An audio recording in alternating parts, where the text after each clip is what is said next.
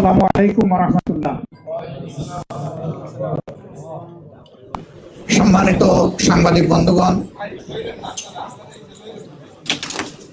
মহান আল্লাহ রাব্বুল আলামিনের শুকরিয়া আদায় করছি। জাতির একটি গুরুত্বপূর্ণ মুহূর্তে, জাতীয় জীবনের একটি কঠিন বাঁকে বাংলাদেশ যখন এসে দাঁড়িয়েছে, সেই সময় প্রিয় বাংলাদেশকে সামনের দিকে এগিয়ে নিয়ে যাওয়ার জন্য একটি শোষণ, বৈষম্যহীন, দুর্নীতিমুক্ত, মানবিক বাংলাদেশ গড়ার জন্য ন্যায় এবং ইনসাফের ভিত্তির উপর সমাজকে দাঁড় করানোর জন্য অঙ্গীকার নিয়ে, আপনারা জানেন এতদিন ধরে 8টি দল একসাথে আমরা কাজ করে আসছিলাম। এই দলগুলোর সকলেই এখানে উপস্থিত আছেন প্রতিনিধিরা। তার সাথে আলহামদুলিল্লাহ আজকে আরো 2টি দল আমাদের সাথে সম্পৃক্ত হয়েছে। জনাব কর্নেল ওলি আহমদ বীর বিক্রমের নেতৃত্বে এলডিপি এবং এনসিপি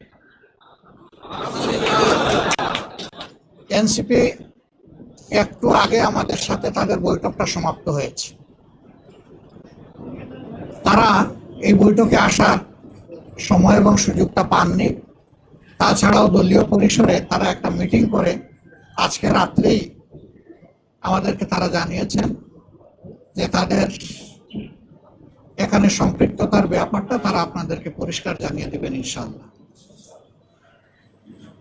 তাদের আহ্বায়ক নাহিদ ইসলাম সরাসরি কথা বলেছেন, আমাদের সকলের সাথে আমরা উপস্থিত ছিলাম এবং তিনি তাদের সিদ্ধান্ত আমাদেরকে অবহিত করেছেন। তারা আরেকটি প্রেস কনফারেন্স করে তাদের সিদ্ধান্ত আপনাদেরকে ইনশাআল্লাহ জানিয়ে দেবেন। আমরা কিসের ভিত্তিতে একত্রিত হয়েছি, আমাদের লক্ষ্যের কথা আমরা বলেছি।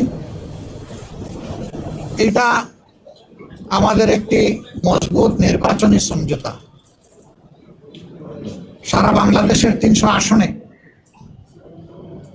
আমরা বসে নিজেদের মধ্যে আলাপ আলোচনার মধ্য দিয়ে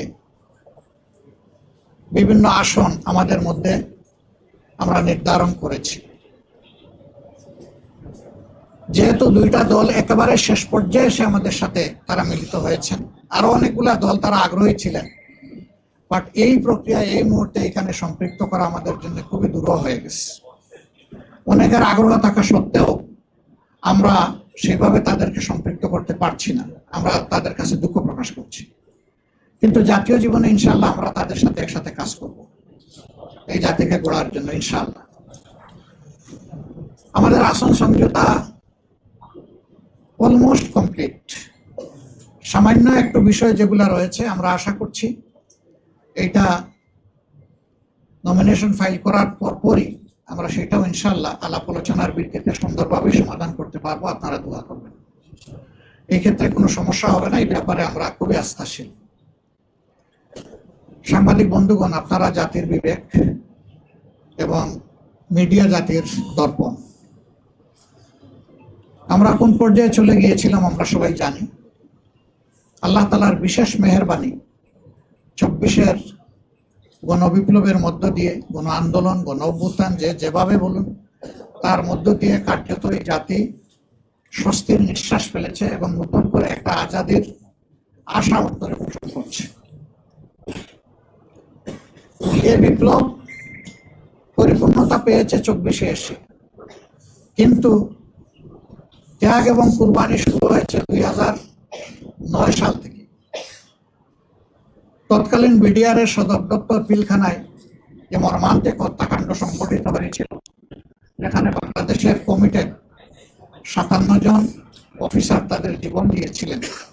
এরপরে একের পর এক বিভিন্ন দল, আলেমা, সিভিল সোসাইটি, সাংবাদিক সমাজ, এক কথা কেউ বাকি নাই, সকলের উপরেই নির্যাতন নিপীড়ন গিয়েছে। এখন জাতি দীর্ঘস্থায়ী মুক্তির দিকে আগাতে চায়, শান্তির দিকে আগাতে চায়, একটা সুশৃঙ্খল জাতি হিসাবে আত্মপ্রকাশ করতে চায়। এবং আমাদের যুব সমাজের যে প্রত্যাশা, যেটার জন্য মুক্তিতে তারা লড়াই করেছিল, জীবন দিয়েছিল, তাদের প্রত্যাশা পূরণ এখন আমাদের দায়িত্ব। আমরা আজকে মহান রবের দরবারে সেই সমস্ত আল্লাহর বান্দাদের জন্য দোয়া করছি যারা জুলুমের হাত থেকে দেশকে বের করে আনার জন্য লড়াই করে জীবন দিয়ে দুনিয়া থেকে বিদায় নিয়েছেন। আল্লাহ তাদেরকে ক্ষমা করুন, তাদের উপর রহম করুন, আল্লাহ তাদেরকে শহীদ হিসাবে কবুল করুন। আর যারা লড়াই করতে গিয়ে আহত বন্ধুত্ব বরণ করেছেন তাদের প্রতি আমাদের গভীর শ্রদ্ধা এবং সহযোগিতা। আল্লাহ তাআলা তাদেরকে সুস্থতার নিয়ামত দান করুন। এত মানুষের লড়াই সংগ্রাম আত্মত্যাগ এর মধ্যে আজকে জাতি যে জায়গায় এসে উপনীত হয়েছে, ঠিক 1.5 মাসের চাইতেও কম সময় আমাদের হাতে রয়েছে জাতীয় নির্বাচন অনুষ্ঠানে। আমরা অঙ্গীকারবদ্ধ এই নির্বাচনকে সুষ্ঠু করতে, গ্রহণযোগ্য করতে আমাদের পক্ষ থেকে আমরা সর্বাত্মক সহযোগিতা করব এবং আমরা চাই নির্বাচনের যে তারিখ ঘোষণা হয়েছে তার কোনো হেরফের না হয়ে এই তারিখেই নির্বাচনটা অনুষ্ঠিত হবে।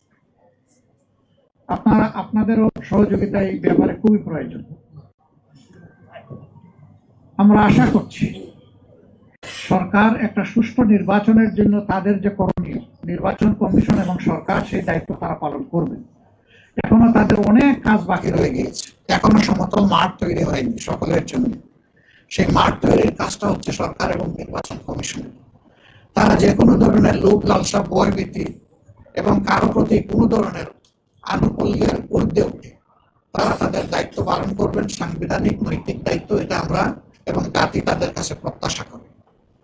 এর যে কোনো ধরনের ব্যতিক্রম এই জাতি মানবে না, কারণ এই ব্যতিক্রমটাই তো আমাদের জীবন থেকে অনেকগুলো বছর টেনে নিয়েছে। 3টা নির্বাচনে এই যে এখানে যারা উপস্থিত, আমি বিশ্বাস করি অধিকাংশই আপনারা কোনো ভোটই দিতে পারেননি।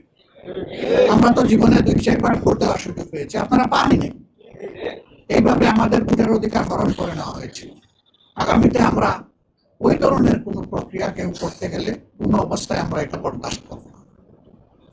আপনাদের ভোটের জন্য, সকলের ভোটের জন্য আমাদের লড়াই হবে একেবারে ইস্পাত কঠিন। এই ঐক্য, জাতীয় ঐক্য আপনাদের সাথে মিলেমিশে, এই জেনারেশনের সাথে মিলেমিশেই আমরা একটা সুষ্ঠু নির্বাচন আদায় করতে চাই ইনশাআল্লাহ। আপনাদের সহযোগিতা এবং দোয়া, আপনারা বরাবর সহযোগিতা করেছেন, আমাদের ডাকে আজকে সাড়া দিয়ে এখানে এসেছেন। খুব কম সময়ে আপনারা দাওয়াত পেয়ে রেসপন্স করেছেন।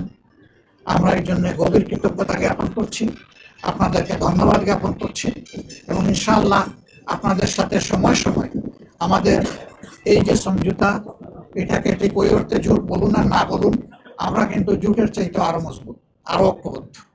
এটা নিয়ে আমরা আগাবো। আপনাদের সহযোগিতা আমাদের সাথে থাকবে, জাতীয় স্বার্থে, দেশের স্বার্থে, মানুষের স্বার্থে, মানবতার স্বার্থে, দিনের স্বার্থে। সবাইকে ধন্যবাদ। সবাই ভালো থাকবেন, আল্লাহ তাআলা সবাইকে ভালো রাখুন। জানবেন, ডিটেইলসটা জানবেন। আমি বলছি অল্প একটু আমাদের বাকি আছে, আমরা অতি সত্বর আপনাদেরকে তা স্পষ্ট করে দেবো ইনশাআল্লাহ।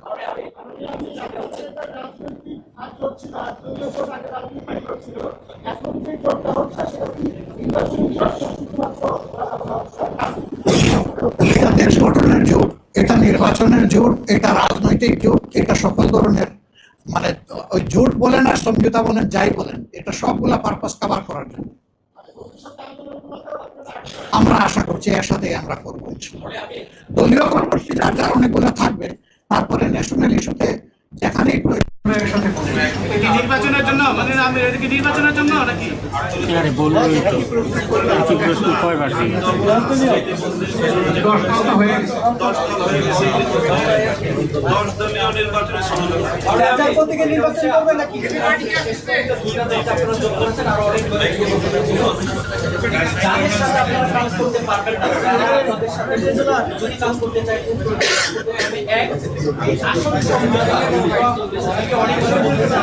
অনেক বিভেদ ছিল, অনেক ঝামেলা ছিল। ফাইনালি আমরা আপনাদেরকে এক আসনে দেখলাম। আপনারা আসলে জোটগুলোর মধ্যে কতগুলো আসন গঠন করতে পারেন, আগামী নির্বাচনে আপনারা ক্ষমতায় আসবেন, এই কথা না বলে এখানে কোনো একক কোনো আসন গঠন করবে না। আমরা যেখানে যার ন্যায্যতা তার ভিত্তিতেই আমরা আলহামদুলিল্লাহ আসনগুলো হাতে তুলে দিব। সবাই সবাইকে তুলে দেবে, এখানে নির্দিষ্ট কোনো দল কাউকে তুলে দিচ্ছে না। সময় আছে নতুন করে যদি কোনো দল আসতে চায়, আমরা আরো দু কয়েকটি দলের নাম শুনেছি, তাদেরকে আপনাকে অ্যাকসেপ্ট করবেন কি করবেন না? আমরা সবাইকেই কবুল করবো, কিন্তু এই সময় অ্যাকোমোডেট করাটা আমাদের জন্য কঠিন হয়ে যাবে। তারপরেও বিশেষ কোনো বিষয় থাকলে আমরা আমাদের মধ্যে আলোচনা করবো। ধন্যবাদ আপনাদের সবাইকে, অনেক ধন্যবাদ। হ্যাঁ, সেটাই তো আপনি চাচ্ছেন।